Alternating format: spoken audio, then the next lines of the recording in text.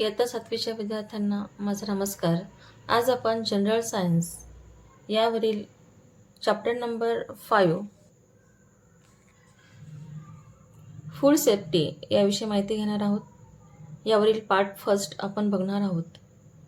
अजूनही ज्या विद्यार्थ्यांनी माझ्या या चॅनलला सबस्क्राईब केलं नसेल त्यांनी कृपया सबस्क्राईब करा, जेणेकरून यापुढील व्हिडिओ तुम्हाला माझ्या चॅनलवर बघायला मिळतील.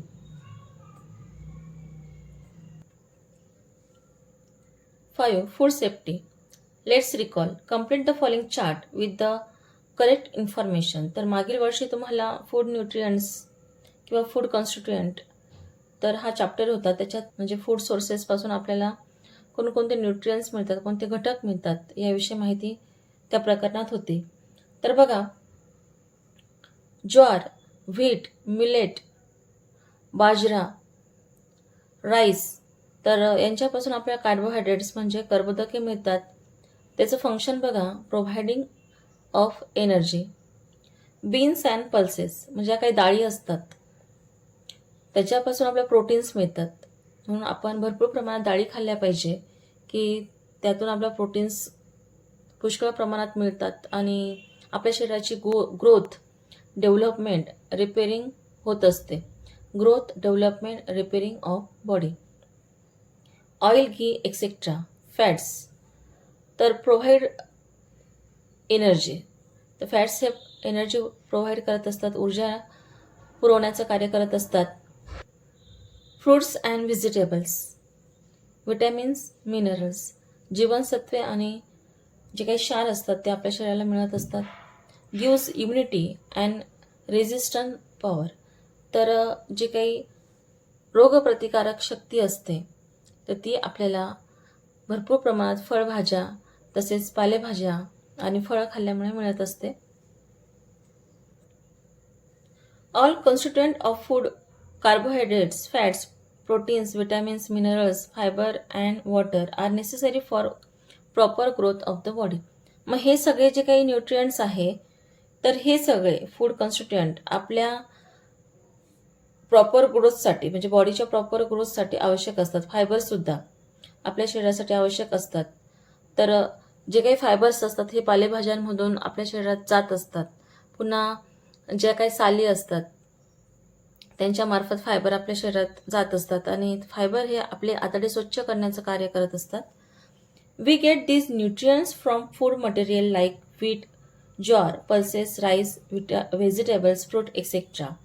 मग आपल्याला हे सगळे न्यूट्रियंट्स व्हीट म्हणजे गहू, ज्वार, ज्वारी, पल्सेस डाळी, राईस, तांदूळ, व्हेजिटेबल पालेभाज्या, फ्रूट्स, फळे यांच्यापासून मिळत असतात. However, what will happen if these food materials are infested by insect. पण जर हे सगळे अन्नपदार्थ हे कीटकांमार्फत जर ते नासले किंवा त्याला कीड लागले किंवा or spoil in any way किंवा हे अन्नपदार्थ कोणत्याही पद्धतीने खराब झाले तर काय करायचं? तर काय होईल बरं या पद्धतीने अन्नपदार्थ जर खराब झाले तर? फूड स्पॉइलेज, अन्न बिघाड. तर बघा काय दिसत आहे या ठिकाणी. सॅकमधून इथं हा व्हीट बाहेर पडलेला आहे. हा जो काही रॅट आहे तर त्याने या सॅकला होल पाडल्यामुळे सगळं अन्नाची नासाडी झालेली आहे. या ठिकाणी हा जो काही विक्रेता आहे तर त्याने जे काही पदार्थ ठेवलेले आहे ते असे उघड्यावरच ठेवलेले आहे. त्याच्यावर माशा ह्या फिरताना आपल्याला दिसत आहेत. तर माशी ही इकडे सुद्धा माशी बघा, इथे सुद्धा धान्याचं नुकसान झालेलं आहे. ओल्याव्या ठिकाणी धान्य पडलेले आहे. त्याच्यामुळे जर ओल्याव्याच्या ठिकाणी अशा गोण्या असतील तर त्या धान्याला बुरशी लागते. त्याचा एक विशिष्ट वास येतो, घाणेरडा वास येतो आणि असं धान्य आपण खाऊ शकत नाहीत. तर बघा, ह्या माशा दिवसभरात प्रत्येक घाणीवर बसलेल्या असतात. तर तिथून बसून त्या पुन्हा अन्नपदार्थांवर बसतात. तर त्यांचे जे काही पाय असतात तर त्या पायांना त्या घाणीतले जे काही बारीक सूक्ष्म मायक्रोब्स असतील किंवा सूक्ष्म जंतू असतील तर ते त्यांच्या त्या पायांना चिटकलेले असतात आणि ज्या वेळेला ते अशा अन्नपदार्थांवर बसतात मग त्यावेळी ते काही रोगजंतू असतील त्यांचा शिरकाव ह्या पदार्थांवर होतो आणि असे अन्नपदार्थ आपण खाल्ले तर आपण रोगाला बळी पडतो. Factors responsible for food spoilage. तर अन्न बिघडण्यास कारणीभूत घटक कोणते बघा. Sometimes fruits or their skins turn black. मग कधी कधी फळं किंवा त्यांच्यावरची जी काही साल असते अचानक काळी होते. Some food stuff give out a foul or bad odour. मग कधी कधी काही अन्नपदार्थांना असा कडवट घाणेरडा वास येत असतो. Such food stuff are not suitable for us to eat. मग असे ही काळी झालेली स्किन असलेले फळं किंवा असं घाणेरडा वास येत असलेले अन्नपदार्थ आपल्याला खाण्यासाठी योग्य नसतात. Sometimes naturally available food materials are spoil by wrong handling. तर कधी कधी नैसर्गिकरित्या जे काही फूड मटेरियल असतात ते जे काही हँडलिंग केलं जातं किंवा हाताळणी केली जाते तर ती चुकीची केल्यामुळे सुद्धा when they are over cook, असे अन्नपदार्थ जर आपण जास्त शिजवले त्याच्यातले हे जे काही पोषक तत्वे असतात, व्हिटॅमिन्स असतात ते कमी होऊन जातात. और इम्प्रॉपरली स्टोअर, किंवा ते व्यवस्थित जर आपण साठवून ठेवले नाही तरीही त्याच्यातील पोषक द्रव्ये हे कमी होतात.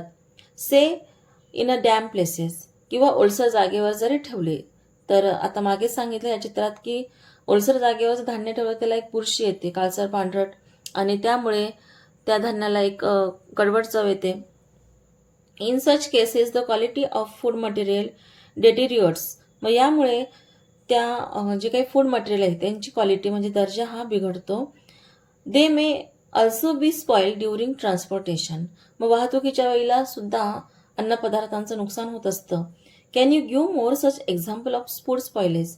मग आता जर तुम्हाला विचारलं की फूड स्पॉइलेज कशा पद्धतीने होतं तर त्या ठिकाणी तुम्ही इथले हे सगळे पॉईंट्स 1, 2, 3, 4, 5 काय असेल ते क्रमांक टाकून ते तुम्ही लिहू शकतात. आणि या व्यतिरिक्त देखील तुम्ही काही पॉईंट्स तुम्ही त्या ठिकाणी वाढवू शकतात पुढील पानावर. तसेच त्या पुढील पानावर देखील काही पॉईंट्स आहेत. The food stuff we consume whether of animal or plant source. मग आपण जे काही अन्नपदार्थ सेवन करत असतो ते वनस्पतीजन्य असतील किंवा प्राणीजन्य असतील, must be of the best quality. मग ते जेही असतील ते चांगल्या क्वालिटीचे म्हणजे उत्तम दर्जाचे असले पाहिजे. Otherwise we fall prey to disease or illness. नाहीतर आपण रोगाला बळी पडू, आपण आजारी पडू. Food is said to be spoil if there is a change in its colour, odour, texture, quality, taste and there is a loss of its nutrients content. तर अन्न हे बिघडलं आहे, खराब झाले, हे कसं कळेल की जर त्या अन्नपदार्थांचा रंग बदलला, वास त्यांचा बदलला, त्यांची पोत बिघडली, म्हणजे आपल्याला त्यांचा जो काही स्पर्श आहे तो व्यवस्थित वाटला नाही, क्वालिटी त्यांचा दर्जा बिघडला, चव बिघडली, तर and there is a loss of nutrient content. आणि याच्यामधून त्यांच्यातील पोषक द्रव्यांची काय होते, त्यांचं ते कमी होतात. ते observe and discuss. On a day out with our friends or family, we enjoy mouth-watering dishes like pani puri, sev puri, pav bhaji, vada pav, pizza, burgers. But have you ever given a thought to how and where they were made? तर आपण ज्या वेळेला आपल्या मित्रमंडळींबरोबर किंवा family मेंबरबरोबर सुट्टीच्या वारी जर बाहेर गेलो तर त्या ठिकाणी मुलं आवर्जून पाणीपुरी, शेवपुरी, पावभाजी, वडापाव, पिझ्झा, बर्गर हेच खातात, की जे आपल्या सायन्सच्या पुस्तकात असं कधीच म्हटलेलं नाही आहे की मुलांनी पाणीपुरी, वडापाव, पिझ्झा, बर्गर खाल्ले पाहिजे, त्याच्यातून खूप तुम्हाला पोषक तत्वे मिळणार आहे, असं कोणत्याही सायन्सच्या पुस्तकात लिहिलेलं नाही. मॅगी खा असं म्हटलेलं नाही, कुरकुरे खा, चिप्स खा असं कुठेही लिहिलेलं नाही, परंतु तरीही मुलं तेच खातात. तर बघा, but have you ever given a thought to how and where they were made. पण हा तुमच्या कधी मनात विचार आलेला आहे का की हे सगळे पदार्थ कुठे आणि कशा पद्धतीने बनवले जातात, वेअर दे डिस्प्लेड, आणि ते कसे ठेवलेले आहेत, अँड सर्व हायजिनिकली. आणि जो काही वाढपी आहे, जो आपल्याला वाढतो आहे, तर त्यांनी स्वच्छतेचं पालन केलेलं आहे का, त्याचे हात स्वच्छ आहेत का. तर कारण बघा की जो वाढपी असतो तो पूर्ण वेळ तिथे उभा असतो, त्याला घाम येत असतो, कधी कधी तो तसाच हाताने तो घाम पुसतो, कधी नाकाला हात लावतो, आणि प्रत्येक वेळेला तो कुठे ना कुठे हात लावत असतो, त्याच हाताने फडक्याने तिथलं ती साफसफाई करत असतो. तो त्यावेळेला प्रत्येक वेळेला हात धुवत नाही किंवा तो प्रत्येक वेळेला साबण लावून हात धुवत नाही, आणि तशाच हाताने तो आपल्याला वाढत असतो. What was the source of water use for preparing them. आणि बघा, आपण घरी मात्र शुद्ध केंडचं पाणी वापरतो, प्युरिफायरचं पाणी वापरतो आणि हे लोक वापरतात का? हे कुठलं पाणी वापरतात? तर हा विचार कधी आपण करतो का? Discuss all this matter with your science teacher. तर या सगळ्या गोष्टींची चर्चा आपल्या सायन्स टीचर बरोबर करायची आहे. तर आपले सायन्सचे टीचर देखील तुम्हाला हे सांगणार आहे की या प्रकारचे पदार्थ आपण खाऊ नये. तर प्रत्येक सायन्सच्या पुस्तकात असतील किंवा शिक्षक हे तुम्हाला नेहमीच भरपूर पालेभाज्या खा, फळं खा, भरपूर डाळी खा, हाच तुम्हाला सल्ला देतील. ऑब्झर्व, निरीक्षण करा. तर इथं काही फ्रुट्स दिलेले आहेत.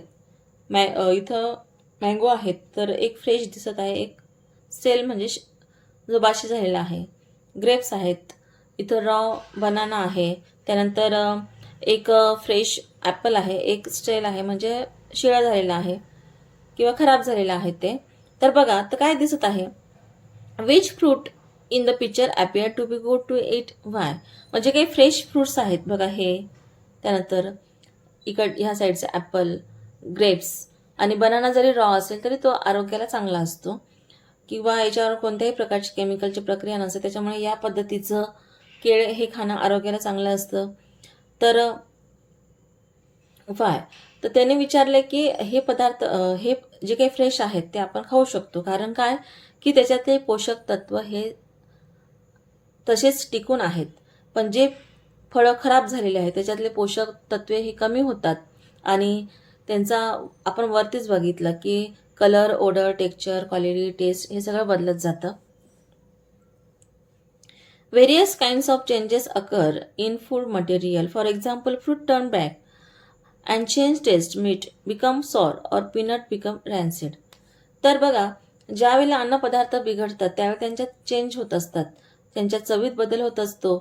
पुन्हा जे काही मांस खाणारे जे काही व्यक्ती असतात, तर ते जर मटण त्यांनी आणलं आणि खूप कालावधीचं किंवा आधीचंच असेल तर त्याचा एक आंबट वास येत असतो.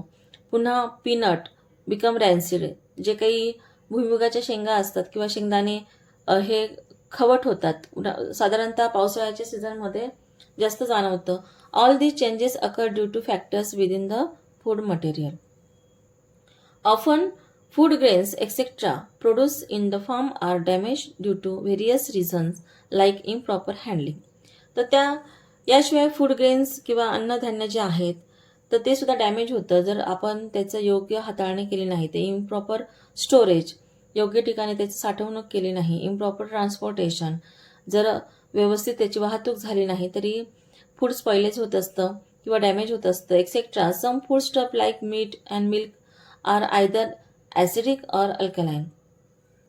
काही अन्नपदार्थ उदाहरणार्थ दूध, मांस इत्यादी आम्ल किंवा आम्लयुक्त असतात. They may get spoil due to chemical reaction on contact with metals. मग त्यांचा जर धातूशी संपर्क आला तर ते स्पॉइल होतात, त्यांच्यात केमिकल रिॲक्शन, रासायनिक अभिक्रिया होत असते. Sometimes food stuff may be spoil due to contamination by micro organism और insect from the surrounding air, water और सॉइल. तर कधी कधी बघा, बऱ्याच वेळा हवा, पाणी, जमीन यामधील जे काही सूक्ष्मजीव असतात, मायक्रो ऑर्गॅनिझम म्हणजे सूक्ष्मजीव किंवा कीटक, तर यांच्यामार्फत ते अन्नामध्ये प्रवेश करतात आणि अन्न बिघडतं. Can you give some other example of factor that cause spoilage of food. मग हे जे काही आपण उदाहरणं बघितले किंवा आधीच्या पानावर बघितले, या व्यतिरिक्त सुद्धा पुढील पानावर देखील स्पॉइलेज आपण कशा पद्धतीने होतं, तसेच ते रोखण्यासाठी आपण काय करू शकतो यावरील उपाययोजना दिलेल्या आहेत. फूड वेस्टेज, अन्न नासाडी. How and where is food wastage. With the help of science and technology, तर विज्ञान आणि तंत्रज्ञानाच्या मदतीने India has shown great progress in production of various food stuff like cereal, fruits, vegetable, fish as well as milk and milk product. तर आपल्या भारताने अन्नधान्य असेल, फळं, भाज्या, मासे, तसेच दूध आणि दुधाचे पदार्थ यांच्यामध्ये खूप प्रगती केलेली आहे. Even so many people in our country and all over the world face the problem of hunger. तरीसुद्धा आपल्या देशातील काही लोक, काही म्हणण्यापेक्षा मेनी म्हणजे भरपूर, तसेच जगातील सुद्धा काही लोक हे उपासमार किंवा भुकेला सामोरे जात आहे. Many do not get even 1 meal a day.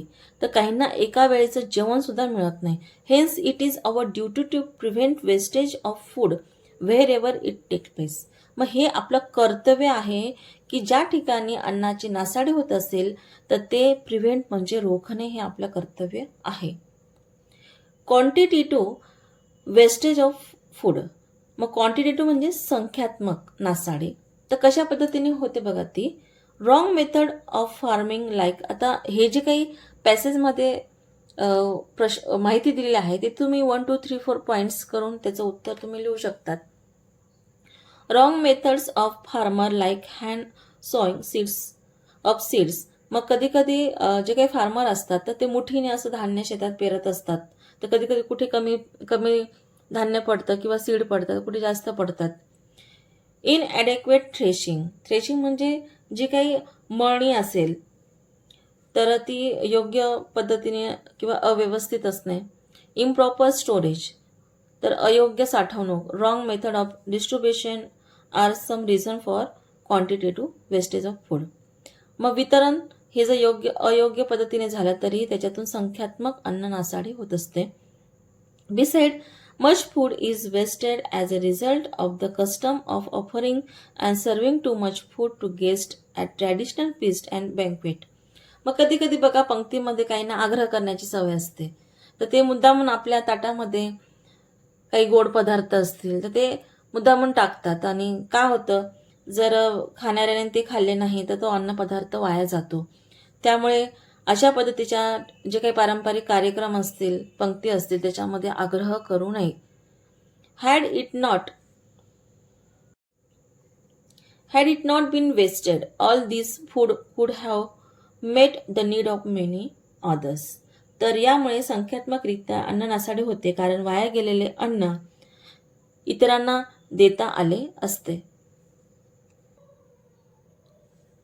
Qualitative wastage of food. गुणात्मक अन्न नासाडी. Using wrong method of protecting food. तर अन्न सुरक्षेच्या किंवा अन्न रक्षणाच्या चुकीच्या पद्धती वापरणे. Excessive use of food preservative.